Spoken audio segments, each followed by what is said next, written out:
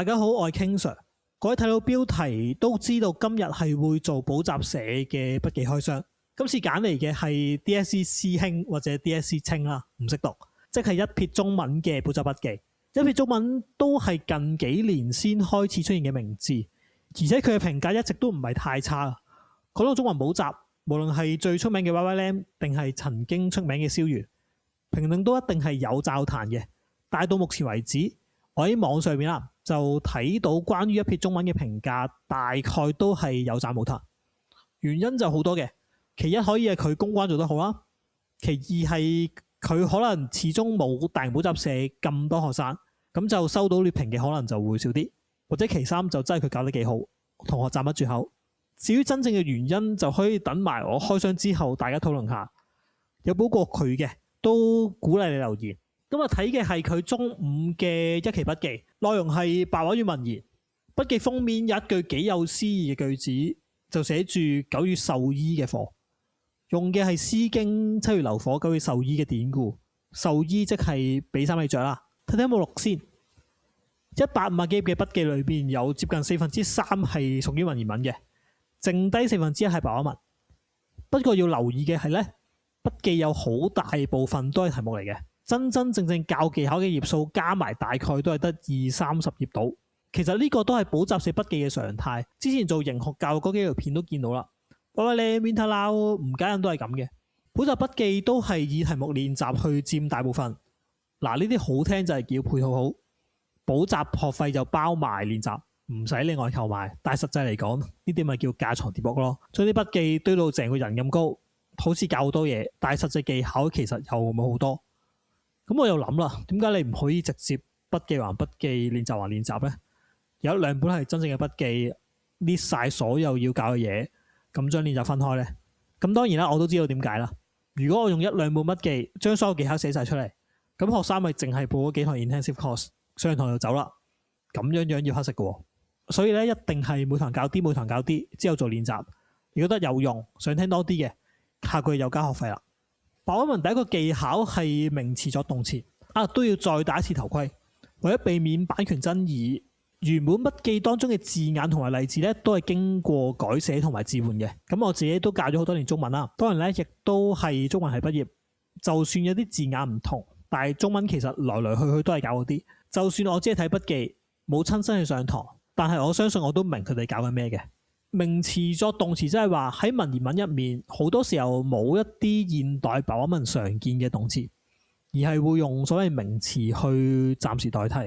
我呢度話所謂呢，係因為動詞、形容詞、名詞呢啲語言學嘅概念，呢啲語言學嘅詞彙呢，係歐洲嘅產物嚟嘅。古代中國本身就冇呢啲概念嘅，所以以前啲人佢哋嘅認知裏面呢，佢哋就冇所謂嘅名詞、動詞點樣暫代暫借。佢哋關心嘅只係字義，一個字啱意思就會用噶啦。所以我哋而家話文言文名詞做動詞，只係用現代白話文嘅說法去理解啫。睇睇例子，人其人，火其書。第一個人同埋火都係動詞，意思係要人還俗，將人變做人，用火去燒書。咁點解要將人變做人呢？因為唐朝嘅時候，好多人為咗避稅就出家做和尚，呢入廟，朝廷咧就要逼令人其人，逼大家還俗。另一個例子係秦詩歲東，用個東字直接指行東邊。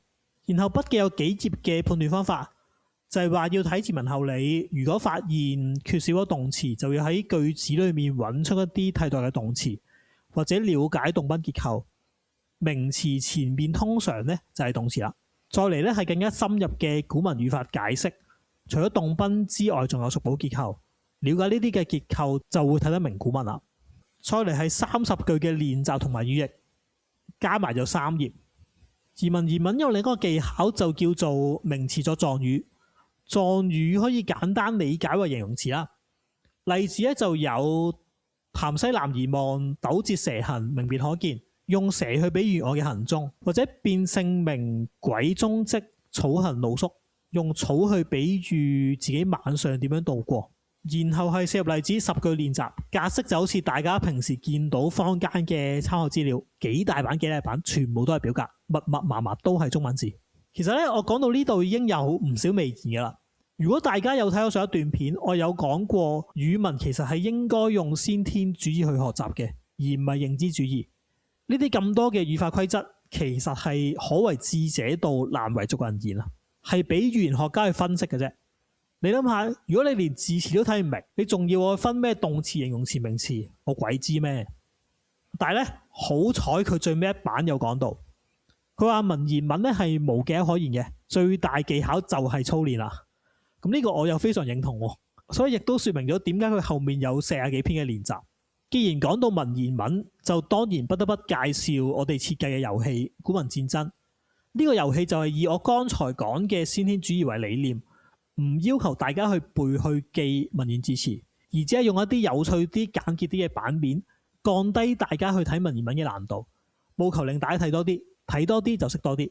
而家遊戲已經收錄咗100篇嘅經典範文 ，App Store 已經上咗架，而 Android 嘅版本咧，相信喺我出片嘅呢24個鐘之內咧就會上架噶啦。大家到時搜尋文言文戰爭就會揾到。我哋繼續睇 DSE 清嘅筆記。後面嘅部分係把文技巧。首先佢教同學點樣處理象徵題。象徵題就係題目會問文章之中嘅物象有啲咩意思，通常係用表格嘅形式去問，有時都會放喺長題目嘅。例如 past paper 嘅紅心番薯橋第9味，或者繁盛嘅紅色農藥。步驟就係要先判斷呢啲意象牽涉嘅全文範圍，然之後做關鍵字搜索，然之後揾出相關嘅段落。到最尾睇前文後理，之後大量咁去抄。再嚟係30幾頁嘅試題，後面係改寫題。改寫題即係題目會問，如果將 XX 改成 YY 會唔會好啲啊？而呢份筆記亦都好細緻咁分咗3類，有字詞改寫、標題改寫、標點改寫。但係有趣嘅係筆記除咗試題之外咧，係冇一啲好詳細嘅解題方法嘅，或者最核心嘅部分咧就留咗喺課堂上面去親自講。咁呢個可能都係一個防止筆記轉述嘅方法，又或者佢唔想俾我呢啲人去開箱啦。但無論如何，筆記係有3頁試題係關於字詞改寫嘅，其他嘅咧應該就係留待下一堂嘅筆記啦。150頁嘅筆記咧就到呢度。最後我會點評價把文部分咧？我明白佢做乜嘢嘅，不過我就唔會咁教啦。白話文其實唔使分咁多題型噶，同學咧淨係做一樣嘢得噶啦。你就明白個中心思想，明白中心立場，咁你明咗咧就咩都易做。當然啦，要點明就俾錢上堂啦。我咧同 YYLam 同一撇中文教嘅其實都一樣，只係我中意簡單直接啲，唔會用練習去充實筆記。咁係咪我唔做練習咧？又梗係唔係啦。我有常規課程嘅。如果你只係想聽技巧，咪報 intensive course 咯。如果你想多啲操練，咁咪報 regular 咯。分化開清清楚楚唔好咩？好，唔經唔覺講咗都10分鐘8分鐘啦。下次見。